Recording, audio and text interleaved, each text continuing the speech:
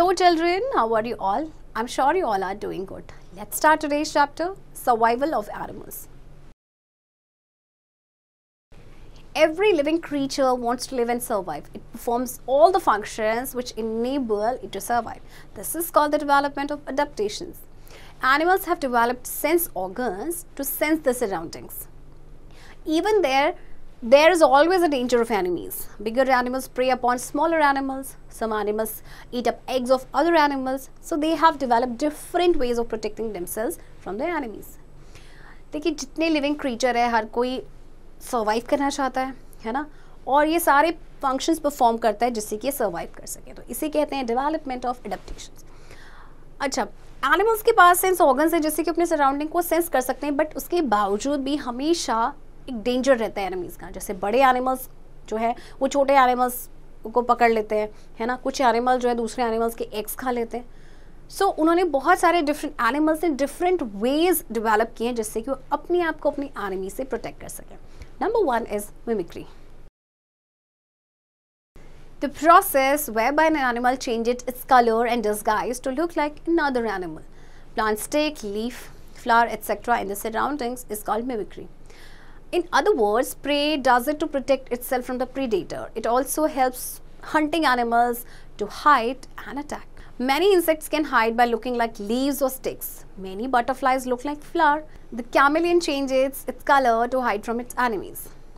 देखिए एक प्रोसेस जिसमें एनिमल जो है अपना कलर चेंज कर देता है या अपने आप को डिस्गाइज कर लेता है दूसरे एनिमल की तरह दिखने के लिए, या प्लांट या स्टिक या लीफ या फ्लावर की तरह, तो उसे कहा जाता है मिमिक्री. तो दूसरे शब्दों में हम कहें कि जो प्रे है वो ऐसा इसलिए करता है ताकि वो अपने आप को अपने प्रीडेटर से बचा सके. बहुत सारे इंसेक्ट हैं वो अपने आप को हाइड करते हैं बाय लुकिंग लाइक लीव्स और स्टिक्स. बहुत सारी बटरफ्लाइज जो है फ्लावर्स की तरह दिखती हैं. कैमेलियन आपने देखा होगा कि अपना कलर चेंज कर लेता है अपने सराउंडिंग के अकॉर्डिंग जिससे कि अपने एनिमी से बच सके. Many spiders look like ants. A garden lizard changes its color to hide itself among the leaves. देखिए स्पाइडर्स, बहुत सारे स्पाइडर्स हैं वो चींटी की तरह दिखते हैं, और जो गार्डन लिजर्ड होती है अपना कलर चेंज कर लेती है, ठीक है, अपने आप को बचाने के लिए, अपने आप को छुपाने के लिए. Protective organs. A cow has horns, a deer has antlers, a pointed horns, organs which can be used for protection. अच्छा, कुछ एनिमल्स के ना प्रोटेक्टिव ऑर्गन्स होते हैं जो उन्हें प्रोटेक्ट करते हैं. जैसे काऊ के हॉर्न्स होते हैं, डियर के पॉइंटेड हॉर्न्स होते हैं. Many smaller animals have poisonous stings. Snakes too may be poisonous. Some animals like turtles have a hard outer covering over the body. Predators use their teeth or beak and sharp claws for their defense. बहुत सारे animals आपके poisonous होते हैं जैसे कि snake, है ना, और जैसे टर्टल की हम बात करें तो उसकी बॉडी के एक हार्ड आउटर कवरिंग होती है जिसके अंदर वो अपने आप को छुपा लेता है. प्रीडेटर्स अपने टीथ या बीक या शार्प क्लॉज का यूज़ करते हैं अपने डिफेंस के लिए. Huge size, large number. Some animals like the elephants, rhinos and whales are so large that generally no animal dare attack them. Thus, their huge bodies are beneficial to them. They live in groups and the adults generally protect the young ones. कुछ ऐसे animals होते हैं जैसे elephant, rhino, Wales, इनका जो size होता है वो काफ़ी बड़ा होता है, तो कोई भी एनिमल जो है इनको अटैक करने की इतनी जल्दी से कोशिश नहीं करता. तो इनकी ह्यूज बॉडी है, इन्हीं के लिए बेनिफिशियल होती है. Animals like fish, insect and frogs produce a very large number of eggs. Even if some of these eggs are eaten up by other animals, some will survive and reach adulthood. Thus, they will be able to survive. अब जैसे fish, insect and frogs की बात करें तो ये एक time पे बहुत सारे अंडे देते हैं. तो कुछ इसमें से अगर कोई दूसरा एनिमल खा भी लेता है तो बहुत सारे ऐसे होते हैं जो सर्वाइव कर जाते हैं. Migration. Mass movement of some animals like insect, bird and fish from one place to another in search of food, shelter or reproduction is called migration.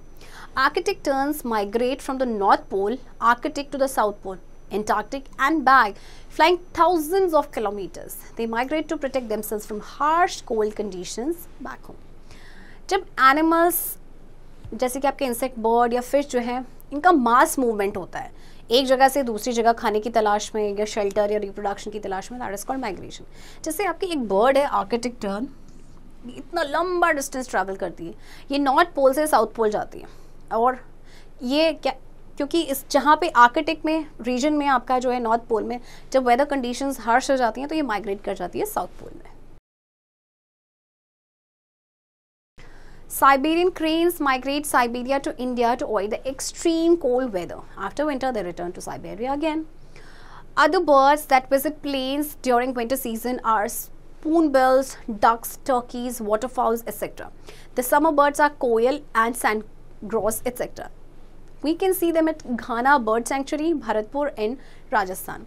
अच्छा, साइबेरियन क्रेन जो है ये साइबेरिया से इंडिया आती है, क्योंकि साइबेरिया में बहुत ज़्यादा ठंडा होता है, तो जब विंटर्स में बहुत ही एक्सट्रीम कोल्ड वेदर हो जाता है तो ये इंडिया आते हैं, और जैसे ही वहाँ पे विंटर के बाद ये क्या करते हैं, वापस साइबेरिया चले जाते हैं.